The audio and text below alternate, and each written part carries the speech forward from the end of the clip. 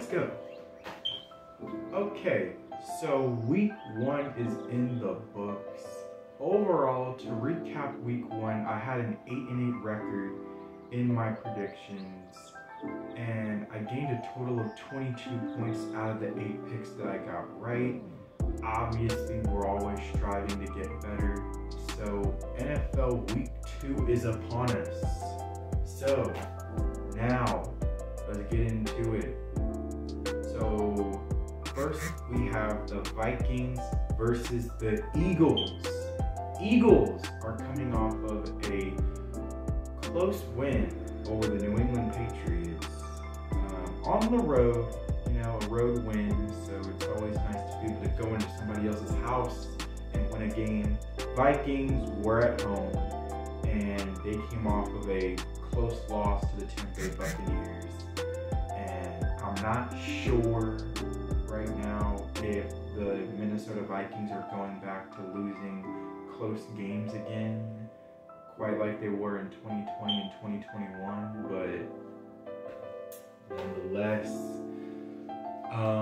yeah, so the Vikings, obviously we know about their passing attack. Kirk Cousins looked really good out there, but the problem is that's all it felt like they were doing. They were passing the ball and they weren't really running it. Alexander Mattison only had 11 carries. You know, like, I don't know what you expect to do with 11 carries. You know, but I mean, maybe Pollard can do a lot with 11 carries. Look at what he did with 14. The Eagles do have 2 pieces on their defense that will be out. All right, you know, Nakobe Dean, their Mike linebacker, got injured, so he will be out.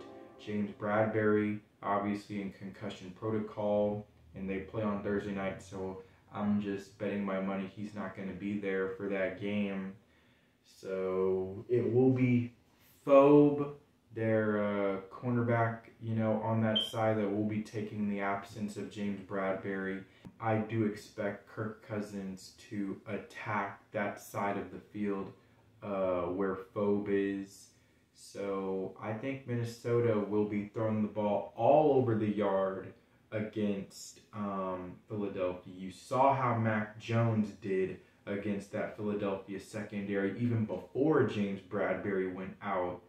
So I think Kirk Cousins will have a big day, and it will not be like last year. I think that it will be a different story, and I think it will be a high-scoring game. I think Jalen Hurts and the Eagles offense should be able to do better than they did on Sunday against New England. They're going up against a worser defense, more importantly, a worser pass defense. So I think it will be a high-scoring game, and I think Minnesota will come out on top, however, on the road to win 34-31. Then after that, you have the Ravens versus the Bengals. The Ravens are coming off of a easy victory over the Houston Texans. They got after C.J. Stroud. The Texans' offensive line looked terrible, and the Ravens' front 4 and front 7, they took advantage of it, and they sacked C.J. Stroud 5 times. Lamar Jackson and the Ravens offense looked subpar for most of the game, but it seemed like they started to slowly pick some things up in that second half. And Lamar Jackson made a few. He made a few good throws. And as I expected, Zay Flowers was a huge part of the Ravens' passing attack, and he was effective. Now, Odell Beckham only caught a couple passes, I think, but one of them was a long ball down the field, which was a dime by Lamar Jackson. So it seemed like they started to pick something up in that second half, and definitely at the end of the game. So they might have figured something out. For the Bengals, I mean, Joe Burrow was messed up bad. He was messed up really bad. It wasn't just the pass rush. The secondary of the Browns did not allow the Bengals receivers really to get open. There was no rapport. You could just tell It looked like he hadn't played since August or July, and that is definitely the case. So they just got to, put together a rapport and chemistry back. And the Bengals are known for having slow starts to the season. So I think that's more than likely what's going to happen. And they're going to fall to 0-2 like they did last year. And I think the Ravens will win by a Justin Tucker game-winning field goal. Ravens win 20-19. After that, you have the Seahawks versus the Lions. Geno Smith did not get any favors with his offensive line either. That's why they didn't really push the ball down the field, because he wasn't getting any time to really make anything happen. So, and the Lions, they don't really have very many pass rushers outside of Aiden Hutchinson that scare you. So I think that he should do better and get a little bit more time. Now, the Detroit Lions are at home. Jared Goff looked good against Kansas City on the road in Arrowhead on Thursday night. And their running game started off slow, but they got better and really got things going in the fourth quarter. So, Lions against Seattle's defense should be able to do well. And I think that both offenses will perform. However, it's not going to be quite like last year when they played in that high-scoring shootout. But it will be a lot of points on the board. But I have the Lions at home, 34-26. Up next, we have the Colts versus the Texans. Colts are coming off of a pretty good game against the Jacksonville Jaguars last week. Even though they lost, you saw some really good things. Anthony Richardson made some good throws. Offense looked all right. Now for the defense, they showed some good things. DeForest Buckner with the fumble return for a touchdown. Now, understand, it is Trevor Lawrence in the Jaguars offense. And, of course, Calvin Ridley was back from his full season suspension last year. So, and he came back, and boy, did he look good. So the Colts have nothing to be ashamed of. They have a quarterback that, at least for right now, looks like a very potential quarterback of the future for them. Meanwhile, for the Texans, C.J. Stroud just doesn't have an offensive line that can protect him right now. Now, that defense looked okay for at least the first half, but I don't know. Texans just don't show a lot of promise right now, but we'll see what happens later on down the line. But for right now, I have the Colts winning on the road in Houston, 31-13. Up next, you have the Bears versus the Buccaneers. Bears, they got their tails kicked out there against Green Bay on Sunday. Justin Fields didn't look the best, but he made a few good throws. That was a huge dimer that he threw out there to Darnell Mooney for a touchdown. And that's something to a flashpoint that as a Bears fan you should be excited for, that it looked like his throwing ability did improve a bit. He just needs to build off of that. And then their defense just had no answers for Aaron Jones. The only way they could stop him was Aaron Jones pulling a hamstring. Outside of that, it was all Aaron Jones, and the Justin Fields and the Bears offense is not quite looking good.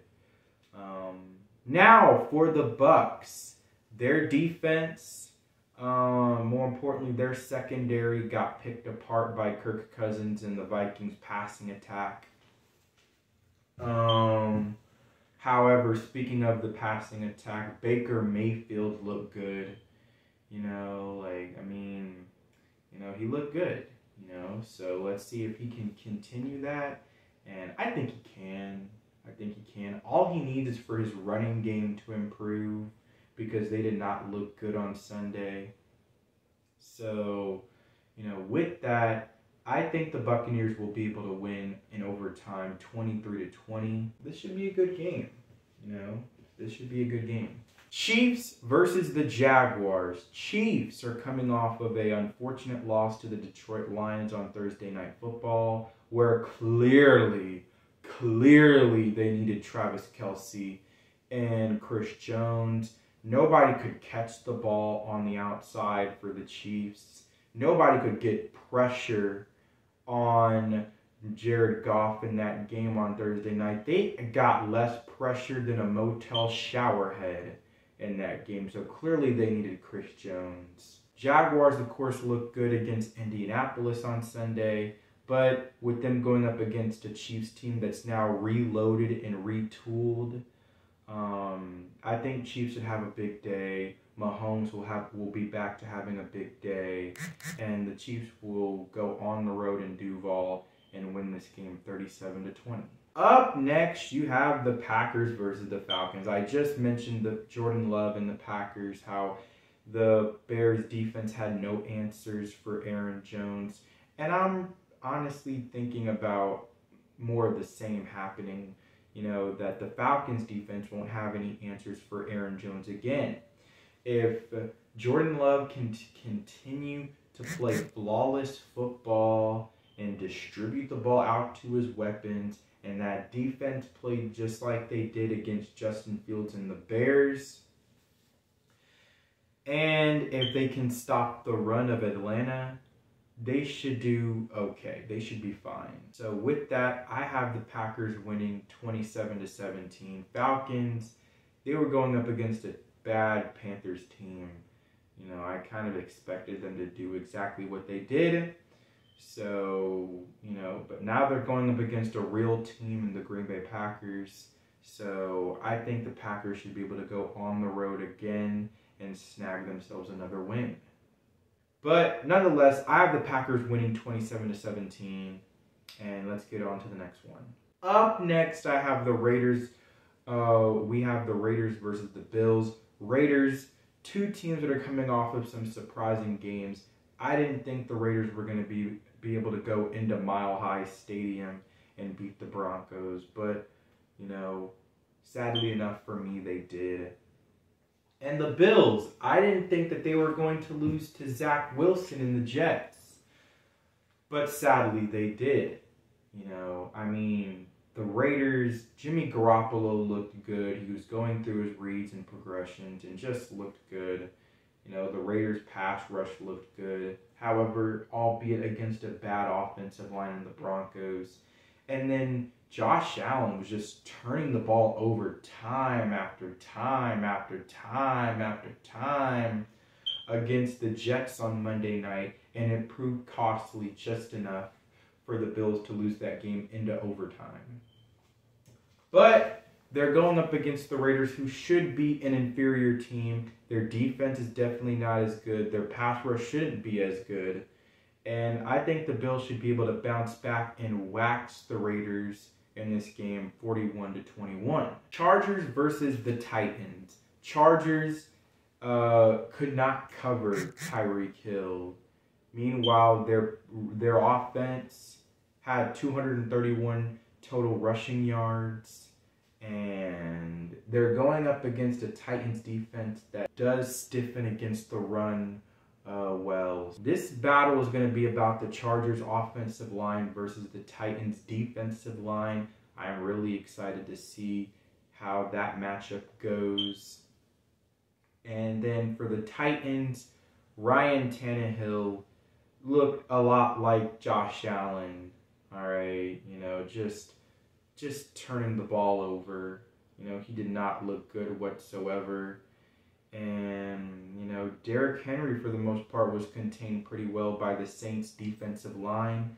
Let's see how the Chargers can do against Derrick Henry with their run defense. The Chargers are on the road in Tennessee. So because of that, I do think that this will be a close one.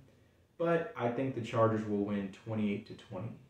Up next, you have the 49ers versus the Rams. 49ers are coming off of a dominating win over the Pittsburgh Steelers. They're defensive line just got after Kenny Pickett. Kenny Pickett looked awful. I will get to that later on. And then Brock Purdy showed that he is the real deal. Last year was not a fluke, and against Pittsburgh, yeah, he was outstanding. Now, for the Rams, they were able to get after Geno Smith and made, life a living hell for him. And they just had him under duress all afternoon. Now, for the Rams offense, they protected Matthew Stafford a whole lot better than they did most of last season. And if they can do that against the Niners, expect some big things out of the Rams offense in this game. And for the Niners offense versus the Rams defense, let's see how the 49ers offensive line can protect Brock Purdy, being the fact that the 49ers offensive line couldn't exactly protect Brock Purdy against TJ Watt, but not very many can. But also not very many people can block Aaron Donald either. So we'll see how that fares. I think that this will be a battle. This will be a neck-and-neck football game. I have the Niners winning 26-23. Up next, you have the Giants versus the Cardinals. Giants are coming off of a tough 40-0 loss at home. And for the Giants, they are a good football team. And if I were them, I would use this as fuel for your next game, of course, against Arizona. Arizona played surprisingly better than I expected against the Commanders on Sunday.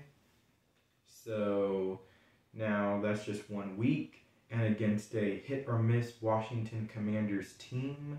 So let's see how they do against a Giants team that I still do have faith in and that they can be really good. And they should be playing like a pissed-off football team and win this game pretty easily, 31-7. Up next, we have my Cowboys versus hosting the New York Jets. The Jets are coming off an inspiring win over the Buffalo Bills, where they lost their starting quarterback in Aaron Rodgers. Now they have to, rally behind Zach Wilson. And hopefully they can play good football. Now, I'm expecting not that. Cowboys looked really good against the Giants, of course, on Sunday Night Football. They dominated. They dominated in the trenches. They dominated, really every facet of the game. Dak didn't put the ball in harm's way. He didn't turn the ball over. And if we want to win this game, we need him to do that again in this game. Now, are we going to score 40 points again? Hell no.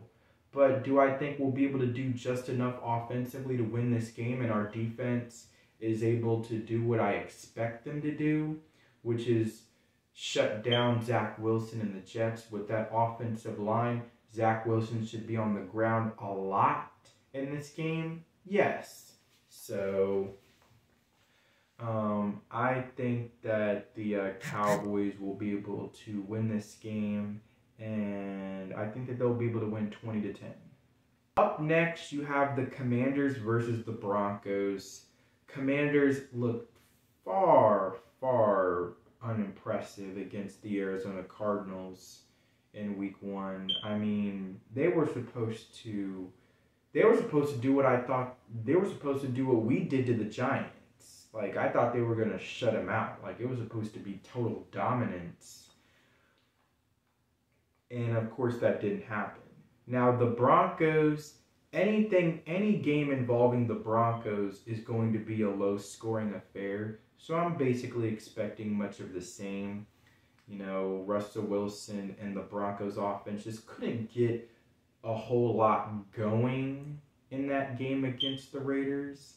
So, and Sam Howell, I expect him to do a little bit better this time around, and the Commanders should be able to do just a little bit more to win this game.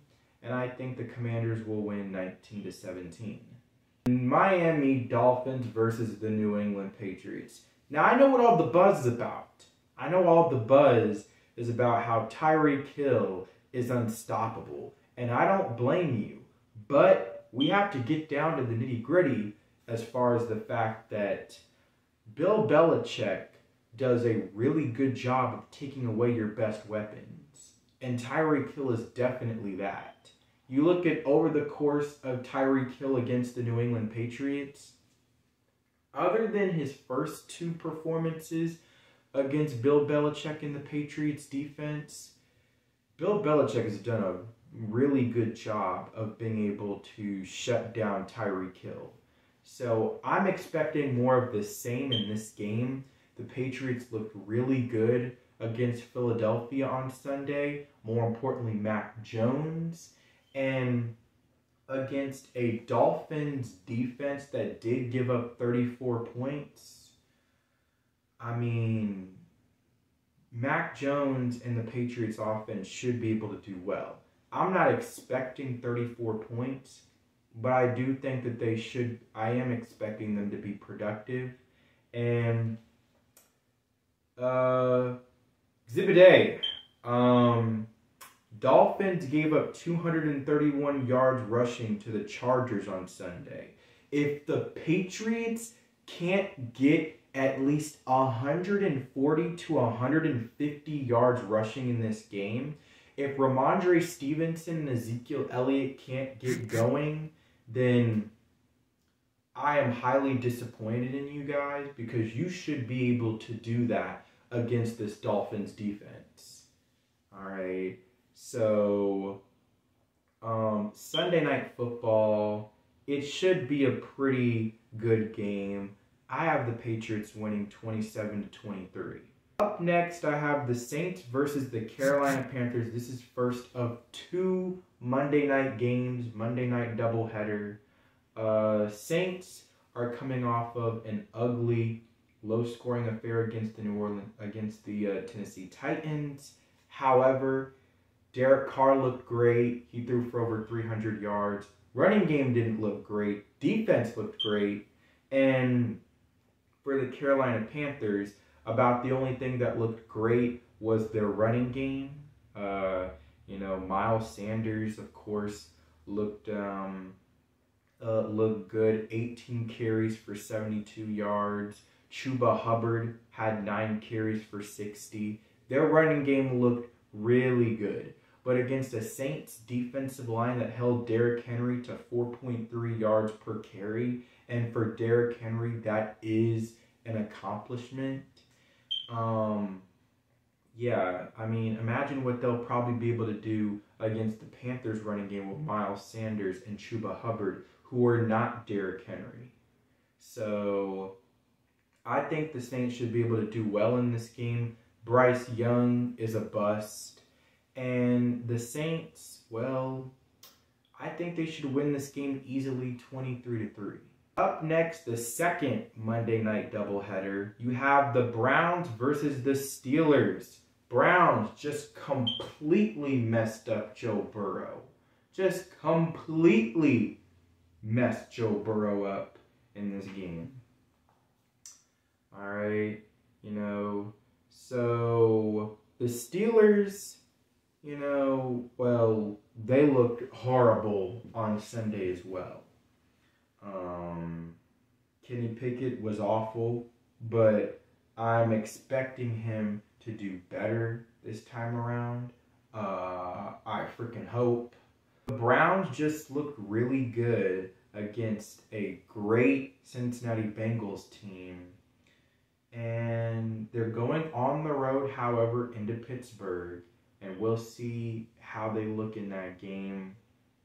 But as of right now, I think Deshaun Watson, Nick Chubb, and the Browns offense should do well against the Steelers. And I think they'll be able to win 27-20. With that, there you have it, people. That is my NFL Week 2 predictions. Let me know in the comments down below how you feel about them. And as always, like, and subscribe. Subscribe is really important because you know we only drop bangers every single time. And that has been my time, and that is it. Peace.